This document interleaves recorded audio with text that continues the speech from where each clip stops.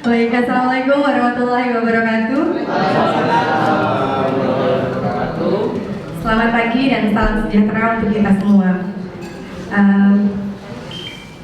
Yang terhormat Bapak Kepala SMP Negeri 1 Tenggarong, Bapak Imam Zaini MPD. Yang saya hormati Bapak dan Ibu Wakil Kepala Sekolah, dan yang saya hormati dan yang saya banggakan Bapak dan Ibu Dewan Guru beserta staf yang ada di dalam ruangan ini yang telah hadir di kegiatan ini.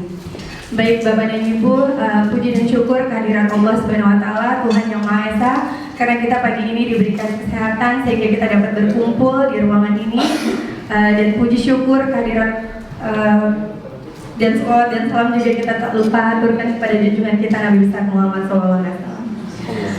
Bapak dan Ibu yang saya hormati, terima kasih atas waktu yang telah diberikan kepada saya. Kesempatan pagi hari ini saya ingin membagikan, mendiseminasikan budaya positif dari modul 1.4, salah satu modul yang saya pelajari di pendidikan guru penggerak. Tapi sebelumnya untuk memulai kegiatan ini sedikit saya minta sambutan dari Bapak Kepala Sekolah kepada Bapak, kami persilahkan.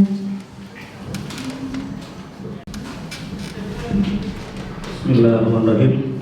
Assalamualaikum warahmatullahi wabarakatuh. Waalaikumsalam warahmatullahi wabarakatuh. Yang saya hormati seluruh Dewan Guru, puji syukur kita panjatkan kehadirat Allah SWT atas semua nikmat karunia-Nya. Sholawat dan salam semoga senantiasa tercurahkan kepada junjungan Nabi besar Muhammad SAW, keluarga, para sahabat dan pengikut itu.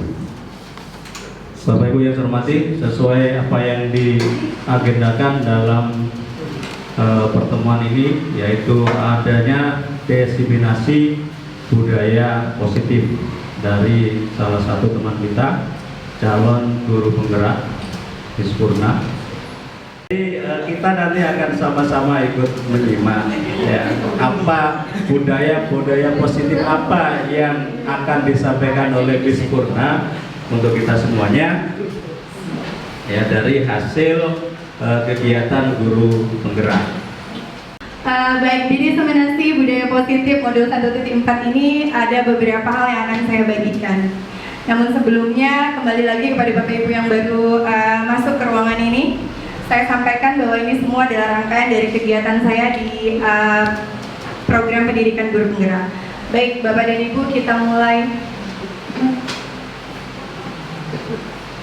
Saya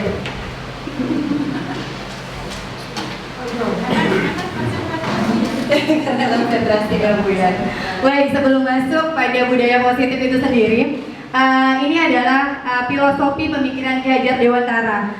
Jadi di dalam modul atau materi-materi yang saya pelajari dalam pendidikan guru penggerak, diawali dengan kami dikenalkan atau diingatkan kembali dengan filosofi pemikiran Ki Hajar Dewantara tentang pendidikan. Yang pertama, Ki Hajar Dewantara pernah menyampaikan bahwa pendidikan adalah menuntun. Pendidikan adalah menuntun segala kodrat, kekuatan kodrat yang ada pada peserta didik atau pada anak, baik kodrat alam maupun kodrat zaman, agar mereka mencapai keselamatan dan kebahagiaan yang setinggi-tingginya, yang kemudian membentuk karakter anak atau peserta didik itu sendiri. Sedangkan kodrat zaman adalah di mana era anak itu berkembang atau tumbuh. Jadi setiap zaman kan berbeda-beda, selalu berubah-ubah. Disitulah disebut bahwa kita sebagai guru itu fungsinya adalah menuntun anak sesuai dengan kodrat alam dan kodrat zaman yang dimiliki oleh anak itu.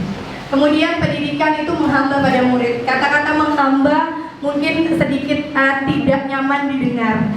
Itu juga yang sempat ada di dalam pikiran saya ketika saya mendengar kata menghamba, Bapak Ibu. Kok harus menghamba? Apakah kita harus nyembah sama anak didik kita? Ternyata bukan seperti itu. Menghamba kepada murid adalah pendidikan itu harus berpihak pada murid. Apapun yang kita lakukan, program kegiatan apapun yang ada di sekolah, intinya adalah untuk murid, adalah tetap fokus atau berpihak kepada murid. Tidak boleh kita memaksakan sesuatu yang kemudian hal tersebut tidak berpihak kepada peserta didik kita. Kemudian yang ketiga adalah guru itu ibarat petani. Kalau guru adalah petani, berarti murid adalah benih yang petani tanam. Nanamnya di mana? Nanamnya tentu saja di sekolah. Jadi ladangnya adalah sekolah, guru adalah petaninya, dan murid adalah benihnya. Kita sebagai guru yang tadi disebutkan adalah menuntun tumbuhnya benih tadi. Kalau dia benih jagung, ya kita tuntun untuk tumbuh menjadi jagung. Kalau dia adalah benih padi, ya kita tuntun untuk menjadi padi. Artinya di sini kita tidak bisa memaksakan kehendak kita sebagai guru.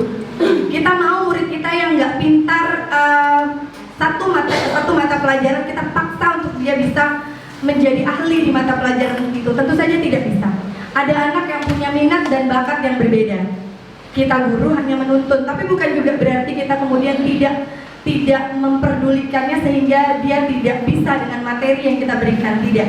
Tapi tidak bisa menuntun anak itu atau tidak bisa memaksa anak itu untuk bisa maksimal seperti apa yang kita mau. Karena fungsinya adalah kita menuntun. Saya dulu pernah berpikir bahwa murid itu adalah kertas putih yang kita bebas untuk mencoretinya. Kita coreti dengan materi yang kita berikan, kita coreti dengan pengetahuan yang kita berikan, dia bisa menerima. Tapi ternyata sebenarnya menurut filosofi pemikiran Ki Hajar Dewantara bahwa murid itu bukan kertas kosong, anak itu bukan kertas kosong, tapi kertas yang sudah punya coretan. Fungsinya kita sebagai guru hanya menebalkan. Kalau karakter atau laku baiknya, maka kita tebalkan. Jika yang ada adalah karakter kurang baik, maka kita samarkan. Itu yang kembali lagi disebutkan bahwa guru adalah menuntun. Kita masuk pada yang saya bilang tadi, budaya positif di sekolah. Budaya positif di sekolah adalah nilai dan kebiasaan di sekolah yang berpihak pada murid, agar mereka dapat berkembang menjadi pribadi yang bertanggung jawab, penuh hormat, sesuai dengan profil pelajar Pancasila.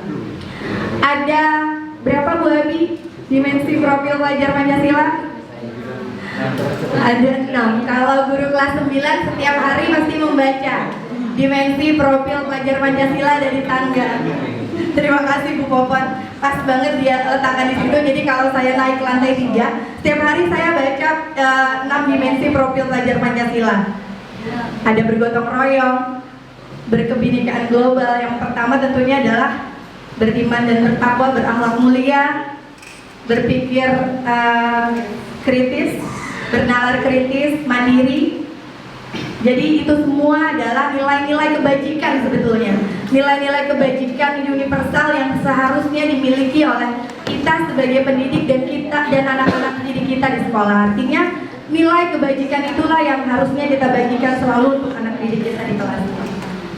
Yang ketiga, kebutuhan dasar manusia. Yang keempat, motivasi perilaku manusia. Yang kelima adalah restitusi posisi kontrol guru. Kemudian keyakinan kelas dan segitiga restitusi. Kita bahas satu-satu Bapak Ibu. Yang pertama adalah perubahan paradigma belajar. Perubahan paradigma belajar ini sebetulnya merubah atau membawa paradigma baru dari paradigma lama, kita rubah ke paradigma baru. Ilusi guru mengontrol murid. Ilusi ini pemikiran guru mengontrol murid, bahwa guru itu bisa mengontrol murid. Paradigma lama mengatakan bahwa kita sebagai guru itu bisa mengontrol murid. Kita mau murid seperti apa, kita lakukan dan bisa kita lakukan. Ternyata yang benar untuk sesuai dengan paradigma belajar yang baru adalah ilusi guru mengontrol murid itu kurang tepat. Kemudian ilusi kritik dan membuat rasa bersalah dapat menguatkan karakter. Kadang kita mengkritik anak, kemudian kita membuat rasa bersalah muncul di hati anak tanpa kita memikirkan apa yang kemudian terjadi pada karakter anak tersebut. Apakah benar itu akan mampu menguatkan karakter anak didik kita atau malah akan menjatuhkan? Kemudian ilusi bahwa orang dewasa memiliki hak untuk memaksa. Kita orang dewasa kadang merasa bahwa anak-anak harus ikut apa mau kita. Ternyata hal tersebut dinilai kurang tepat. Perubahan paradigma, stimulus respon, dan teori kontrol. Siapa sih sesungguhnya yang memiliki kontrol? Contoh kecil Bapak Ibu, kita menggenggam sesuatu yang berharga bagi kita. dipaksa sedemikian rupa pun dengan orang lain, kalau kita tidak ingin membuka, tetap kita tidak buka. Sesakit apapun jari-jari kita dipaksa untuk membuka. Apalagi cuma dengan rayuan, dengan nasihat, dengan ajakan yang mungkin lemah lembut dan sebagainya. Kalau kita tidak mau, tidak akan kita buka. Kemudian dipaksa dengan ancaman dan sebagainya. Tetap ketika tidak mau, tidak kita buka. Ataupun kalau kita buka, kita tidak membukanya sepenuh hati. Itu yang dirasakan oleh anak-anak ketika menerima informasi atau pengetahuan dari kita. Ambil dulu hatinya, terkadang begitu. Anak-anak yang mungkin kurang dapat hati, nanti kita akan belajar, saya sampaikan bukan belajar, nanti kita akan melihat tentang kebutuhan yang dimiliki oleh anak-anak. Kemudian siapa yang sesungguhnya memiliki kontrol? Yang memiliki kontrol di diri kita adalah kita sendiri, bukan orang lain. Kalau kita mau membuka tanpa dirayu pun kita akan membuka, ya Bapak Ibu. Stimulus respon, kita mencoba mengubah orang agar berpandangan sama dengan kita. Sebenarnya kalau sesuai dengan teori kontrol untuk paradigma baru, yang tepat adalah kita harusnya berusaha untuk memahami pandangan orang lain tentang dunia atau tentang apapun. Kita tidak bisa memaksa orang lain punya pandangan seperti kita. Seperti halnya orang lain bisa mengontrol saya, hanya Anda yang bisa mengontrol diri Anda. Orang lain tidak bisa mengatur kita. Yang bisa mengatur, bisa mengontrol adalah kita sendiri. Kita pun seperti itu. Kita tidak pernah bisa mengontrol apa yang orang pikirkan. Yang bisa kita kontrol adalah pikiran kita sendiri, supaya tidak berpikir yang tidak terhadap hal-hal yang lain. Seperti itu. Kemudian saya bisa mengontrol orang lain. Yang benar adalah Anda tidak bisa mengontrol orang lain. Itu yang saya katakan tadi. Pemaksaan ada pada saat bujukan gagal, kolaborasi dan konsensus menciptakan pilihan-pilihan baru. Jadi yang paradigma lama menyatakan bahwa bujukan, pemaksaan itu adalah bujukan yang gagal. Memaksa itu bukan sesuatu yang tepat. Jadi seharusnya kita bisa mengambil dulu hati anak-anak diri kita, sehingga kita bisa menyampaikan pendidikan itu untuk anak-anak diri kita. Lanjut pada bagian disiplin. Saya sedikit cepat. Disiplin, menurut Ki Hajar Dewantara menyatakan bahwa di mana ada kemerdekaan, disitulah ada disiplin yang kuat. Sesungguhnya disiplin itu bersifat self-disiplin, yaitu kita sendiri yang mewajibkan kita dengan sekeras-kerasnya, tetapi itu sama saja. Sebab jikalau kita tidak cakap melakukan self-disiplin, wajiblah penguasa lain mendisiplinkan kita. Jadi sebetulnya disiplin yang tepat adalah self-disiplin, disiplin dari dalam diri kita. Itu yang kita bagikan, nilai-nilai kebajikan yang juga harusnya kita bagikan kepada anak-anak kita. Tapi kembali lagi, sebetulnya yang paling tepat adalah bukan kita memaksa anak-anak untuk disiplin, tapi bagaimana kita mencontohkan anak-anak kita untuk disiplin. Ketika disiplin itu dilakukan, nilai kebajikan lain akan muncul, yakni tanggung jawab. Disiplin itu dilakukan atau dibentuk oleh diri kita sendiri, artinya nilai intrinsik. Kemudian akan menciptakan sebuah tanggung jawab yang tepat. Kita pun berada di ruangan ini atau turun ke sekolah ini dengan kebutuhan dasar yang tidak sama mungkin, atau memang sama.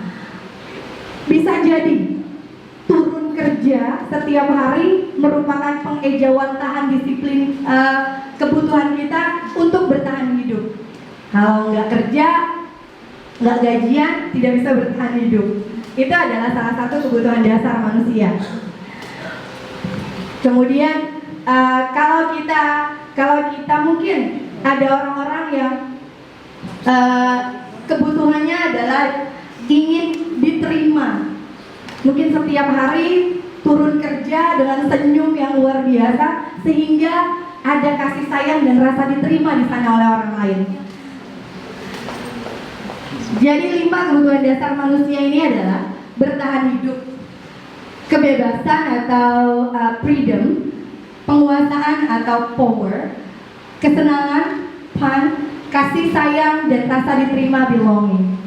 Jadi setiap orang, setiap individu memiliki 5 kebutuhan dasar ini. Hanya saja setiap kali melakukan sesuatu, setiap kali mengikuti sesuatu dengan kebutuhan-kebutuhan yang mungkin tidak sama masing-masingnya. Itu juga sebenarnya kebutuhan yang dimiliki atau ada pada diri anak kita, karena itu tadi merupakan 5 kebutuhan dasar manusia. Tidak hanya guru tapi juga peserta didik kita. Ini ada contoh kasus. Bu Ira, mohon maaf namanya ikut dimasukkan di sini. Ada Bu Ira, guru kelas 8 sedang bingung menghadapi ulah salah satu muridnya bernama Agus. Alhamdulillah tidak ada yang namanya Agus di sini.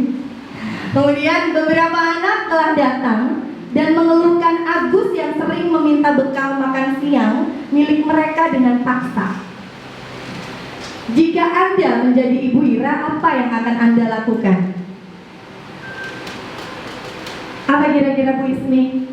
Kalau Ibu jadi Ibu Ira, ada murid seperti Agus yang sering minta makan siang temannya, kira-kira apa Bu Ismi? Tanya dulu alasannya. Nah, benar sekali, tanya alasannya. Artinya satu langkah pertama yang kita lakukan adalah memanggil Agus. Ajak Agus untuk berkomunikasi. Menurut Anda, kira-kira apa alasan Agus melakukan hal itu? Apa Bu Bokon? Dia membutuhkan makanan itu. Membutuhkan makanan, berarti kalau kembali ke yang tadi adalah kebutuhan bertahan hidup. Apa Bu Yaya? Ada lagi? Mamanya di tempat masakan. Bisa jadi. Artinya tetap ya mamanya Bu Ismi. Artinya tetap kebutuhan dasar yang dimiliki atau yang ingin dipenuhi oleh Agus adalah bertahan hidup. Siarnya Nah, dalam penerapan disiplin positif, Ibu Ira sebaiknya mencari tahu alasan Agus.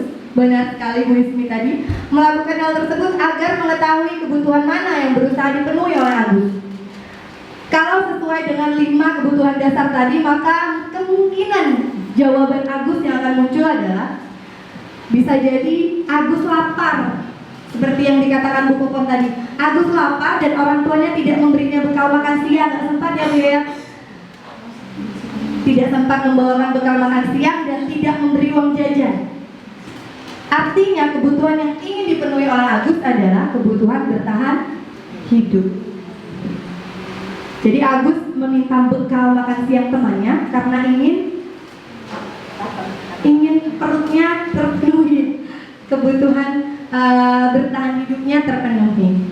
Kemudian yang kedua, jawaban yang mungkin muncul adalah teman Agus merasa bahwa temannya tuh jadi perhatian. Agus nih minta makan terus, nih Agus makanan untuk awak, sengaja mungkin malah dibawakan. Karena Agus nih tiap hari minta bekal makan siang saya, jadi berlebihan bawa bekal makan siang untuk bagi-bagi dengan Agus. Artinya di sini Agus memenuhi kebutuhannya, yaitu kasih sayang dan rasa ingin diterima. Ketika dapat makanan dari temannya, berarti dia merasa bahwa temannya tuh perhatian sama dia.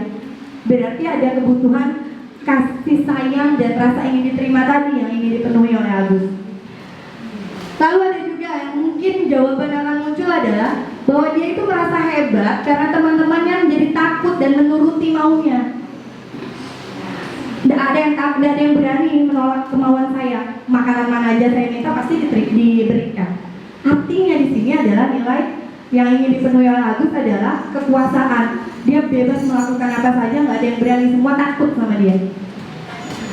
Atau juga bisa jadi yang akan muncul dari jawaban Agus adalah bahwa Agus tuh bosan dengan makan siang yang dibawakan oleh orang tuanya. Mungkin roti aja setiap hari, mungkin mie aja setiap hari, jadi dia bosan. Jadi dia merasa ingin bebas memilih makanan apa yang dia mau makan. Yang kedua, untuk mendapatkan sebuah pujian, imbalan atau reward dari orang lain, melakukan kegiatan dengan baik hanya ingin supaya dipuji nih nanti, supaya dapat reward nih nanti dari Ibu Mak Rina mungkin, bikin ini benar-benar biar nanti dikasih hadiah nih sama Pak Rusdi mungkin. Seperti itu. Artinya yang muncul adalah bukan motivasi internal, kembali lagi motivasi eksternal. Yang terakhir, untuk menghargai diri sendiri. Saya nih kalau ngikuti Bapak ini saya nanti akan jadi apa ya, jadi seperti apa ya, oh mungkin saya akan jadi lebih baik. Artinya dia meyakini bahwa apa yang disampaikan oleh bapak dan ibu gurunya adalah nilai kebaikan yang harus diikuti, sehingga ketika diikuti maka akan muncul keyakinan pada dirinya. Ini yang diharapkan ada, artinya nilai internal dari dalam dirinya. Tujuan dari disiplin positif adalah itu, membentuk anak didik kita memiliki karakter yang bukan karena sesuatu dia melakukan sesuatu, tapi karena memang dia meyakini itu benar. Artinya kembali lagi, fungsi kita, tanggung jawab kita adalah menuntun anak-anak itu agar meyakini sesuatu yang benar itu memang harus diikuti. Ini ada 5 posisi kontrol guru. Guru itu memiliki 5 posisi kontrol. Ternyata itu yang sudah sering kita hadapi sebetulnya Bapak Ibu di sekolah. Hanya saja baru ketemu ternyata ini loh posisi kontrol itu. Yang pertama adalah penghukum. Kadang kita memberikan hukuman kepada anak didik kita tuh tanpa kita sadari. Seseorang penghukum bisa menggunakan hukuman fisik ataupun verbal. Jadi artinya tidak harus memukul atau menyentuh dan sebagainya, tapi juga hanya dengan kata-kata kita itu sudah merupakan hukuman bagi mereka. Orang-orang yang menjalankan posisi penghukum senantiasa mengatakan bahwa sekolah memerlukan sistem atau alat yang dapat lebih menekan murid-murid lebih dalam lagi. Artinya anak-anak melakukan sesuatu, mengikuti aturan hanya karena merasa ditekan, tidak yakin bahwa itu benar. Contoh kata-kata yang bisa atau biasa dilakukan oleh guru adalah dengan posisi kontrol penghukum ini adalah patuhi aturan saya, atau ada hardikan di sana. Kemungkinan murid, hasilnya adalah kepada murid, kemungkinan murid itu marah dan mendendam.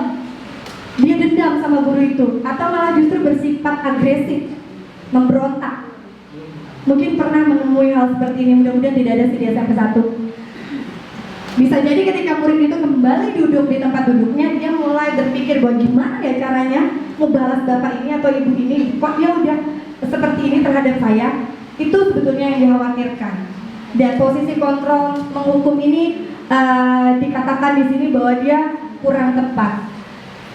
Kemudian terdapat posisi kontrol pembuat rasa bersalah. Nada suara memelas, halus. Dia pengen guru tersebut ingin membuat anak itu merasa bersalah atas apa yang dia lakukan. Tidak usah dipungkiri, terkadang saya melakukan hal tersebut Bapak Ibu. Ketika saya belum mengetahui 5 posisi kontrol ini, saya kadang melakukan hal tersebut. Bukan memelas, tapi membuat anak itu merasa bersalah atas apa yang dia lakukan. Coba lihat nih, gara-gara awak tuh sih hanya kawan awak. Tanpa kita sadari, padahal kita ingin membuat dia itu merasa bahwa menyadari apa yang dia lakukan bikin temannya jadi salah, jadi temannya jadi merugi. Tapi ternyata posisi kontrol membuat rasa bersalah ini dianggap posisi kontrol juga yang sama seperti tadi, gagal. Contohnya adalah Adi, aduh maaf Adi ya, Adi kamu ini bagaimana ya? Kamu sudah berjanji dengan ibu tidak akan terlambat lagi. Kamu kenapa ya senang sekali mengecewakan ibu? Ibu benar-benar kecewa sekali Adi. Iya sih. Dia kecewa Adi. Ya, kata-kata itu yang disampaikan. Mungkin juga, mohon maaf tadi saya menyampaikannya nadanya kurang memelas. Harusnya nadanya lebih lemah dan memelas. Artinya berusaha untuk membuat si Adi merasa bersalah dengan apa yang dia lakukan. Kemudian keyakinan kelas terbentuk sehingga akan membentuk lingkungan yang positif, dan lingkungan positif tadi juga akan membentuk budaya positif di kelas maupun di sekolah kita. Keyakinan kelas. Kemarin sempat saya menunjukkan ini kalau nggak salah ke Pak Takin ya, kok keyakinan kelas? Ya, lebih tepat disebut dengan keyakinan kelas, bukan peraturan kelas. Kalau peraturan kelas itu nadanya seperti keharusan yang dipaksakan. Ya, bisa dibilang begitu Bu, pokoknya sepihak. Jadi lebih tepat adalah keyakinan kelas, berangkat dari kesepakatan kelas, kemudian kalimatnya dibuat lebih positif dan kemudian menjadi keyakinan kelas. Keyakinan kelas merupakan sebuah nilai-nilai kebajikan universal yang telah disepakati secara tersirat dan tersurat, lepas dari adanya latar belakang suku, negara, bahasa maupun juga agama. Keyakinan kelas dibuat secara bersama-sama dengan seluruh siswa yang mempunyai nilai-nilai kebajikan yang dapat dipercaya. Menurut Gosen, suatu keyakinan akan lebih memotivasi seseorang dari dalam atau memotivasi secara intrinsik. Seseorang akan lebih tergerak dan bersemangat untuk menjalankan keyakinannya daripada hanya sekedar mengikuti serangkaian peraturan. Jadi kalau disebut peraturan, anak-anak tuh akan malas. Nah, peraturan lagi. Tapi kalau disebut dengan keyakinan, maka akan lebih positif masuknya ke diri anak didik kita. Keyakinan kelas dan nilai kebajikan. Berangkat dari peraturan kelas yang dianggap kurang tepat tadi. Contoh, tidak datang terlambat. Di dalam keyakinan kelas diganti dengan datang tepat waktu. Nilai kebajikan yang muncul adalah disiplin waktu. Artinya ada nilai kebajikan universal yang kemudian terbentuk dari peraturan yang kemudian dibuat sebagai keyakinan, diajak murid-murid untuk mengetahui kalau kita melaksanakan keyakinan kelas ini, nilai kebajikan apa yang kita dapat. Ini pola segitiga restitusinya Bapak Ibu. Jadi yang pertama ada 3 tahap dalam segitiga restitusi. Mungkin ini sudah dipelajari oleh Ibu Ira dan Ibu Halimah juga Pak Dimas di guru BK. Segitiga restitusi ini cara atau salah satu konsep untuk menyelesaikan masalah yang dialami atau yang dihadapi oleh peserta didik. Tahapan pertama adalah menstabilkan identitas. Pada tahapan menstabilkan identitas ini, kita sebagai guru mengajak anak-anak untuk kembali merasa diterima. Kadang anak-anak yang dipanggil ke BK atau dipanggil guru karena dia berbuat salah, dia sedikit hilang kepercayaan dirinya. Bisa nggak ya nanti teman-teman saya menerima saya kembali dengan kesalahan yang saya buat? Jadi kata-kata yang bisa diungkapkan di sini adalah setiap orang itu pernah melakukan kesalahan. Itu kata-kata yang bisa jadi boleh atau kita sampaikan kepada anak untuk menstabilkan identitas mereka. Kemudian kamu bukan satu-satunya yang pernah melakukan ini. Artinya sudah ada yang dia merasa bahwa oh tidak saya sendiri, tapi orang itu sudah berhasil untuk lepas dari perilaku salahnya. Itu adalah fungsi dari kita guru untuk bisa membuat mereka kemudian dapat merasa diterima atau stabil kembali pada identitas awal. Kemudian yang kedua adalah validasi atau tindakan yang salah. Validasi atas tindakan yang salah. Memvalidasi bahwa menyadarkan anak-anak akan kesalahan yang dia buat. Setelah tadi kita menstabilkan identitasnya, kembali lagi kita menyadarkan kesalahan apa yang sudah dia buat. Dia menyadarinya sendiri. Keyakinan apa yang sudah dia langgar. Adakah cara yang lebih efektif untuk mendapatkan apa yang kamu butuhkan? Atau kamu tentu punya alasan mengapa melakukan itu? Kita bisa melakukan hal tersebut. Jadi tidak harus ketika anak yang bermasalah langsung apa gerak awak nih, langsung kita marahi, kita hardik tanpa kita tahu alasannya. Seperti yang tadi kebutuhan dasar manusia. Kalau anak itu langsung dia ambil makanan temannya, datang kita panggil Gus, kenapa kamu ambil ini? Tapi dengan nada kasar, dengan membentak, memarahi tanpa memberikan kesempatan anak tersebut untuk menjelaskan, tentu saja kita sebagai guru yang boleh dibilang guru yang tidak bijak, tidak memberikan kesempatan kepada anak itu untuk menjelaskan apa tujuannya dia melakukan itu, apa alasannya dia melakukan itu. Dan di bagian validasi ini kita juga bisa membuat itu. Kita menanyakan kepada anak tersebut apa yang sudah dia lakukan, kenapa dia melakukan itu, dan dia menyadari bahwa apakah yang dia lakukan tadi benar atau salah. Saya mengetahui oh ini toh ternyata konsep yang dilakukan Kak Ira atau Bu Ira ketika menghadapi anak-anak didik yang bermasalah. Kemudian di tahapan akhir adalah menanyakan keyakinan. Keyakinan apa yang sudah kamu langgar? Kamu ingat tidak sama keyakinan kelas kita? Oh iya Bu, menghargai, saling menghargai. Itukah yang sudah kamu langgar Gus misalnya? Atau keyakinan apa? Keyakinan kelas apa yang sudah kamu langgar Gus? dengan melakukan hal tersebut. Tidak menghargai teman. Dia sendiri yang kemudian menyatakan bahwa dia telah melakukan pelanggaran atas keyakinan kelas yang sudah dibuat bersama. Di sana adalah bagian menanyakan keyakinan. Lalu fungsinya apa? Kita di sini setelah 3 tahapan ini adalah kembali lagi membantu anak didik kita itu untuk bagaimana caranya dia bertanggung jawab atas kesalahan yang dia buat. Saya sempat bertanya ketika materi ini, kalau anak didik tersebut sudah dipanggil, dilakukan konsep segitiga restitusi, kemudian melakukan lagi, melakukan kesalahan lagi, kita lakukan lagi konsep segitiga restitusi bolak-balik. Apa yang harus kita lakukan sebagai guru? Saya sempat menanyakan hal tersebut, dan jawabannya adalah kembali lagi pada konsep awal bahwa kita sebagai guru adalah menuntut, tidak boleh bosan. Ya kalau memang seperti itu lakukan terus yang tentunya dengan bimbingan guru, dengan bantuan atau kolaborasi dengan guru BK. Di guru BK akan muncul keyakinan di sekolah kita atau peraturan yang boleh dibilang tadi, peraturan ketika masuk sekolah kita, apa yang boleh dan tidak dilakukan oleh murid. Nanti mungkin boleh dirubah peraturan menjadi keyakinan di sekolah kita atau keyakinan pada saat mereka masuk ke sekolah kita. Jadi dari segitiga restitusi dilakukan lagi, mereka melakukan kesalahan lagi, ulangi lagi hal yang sama. Kita berikan batas mungkin 3 kali dia melakukan, 3 kali konsep segitiga restitusi kita berikan, tetap melakukan hal yang sama, bahkan mungkin lebih fatal. Kolaborasi dengan guru BK akan mulai menunjukkan keyakinan kelas di sekolah kita seperti apa. Jadi artinya bukan kita sebagai guru lemah dengan konsep-konsep ini, tapi dengan konsep-konsep ini kita menguatkan keputusan-keputusan yang kemudian akan kita berikan kepada peserta didik yang memiliki masalah tadi.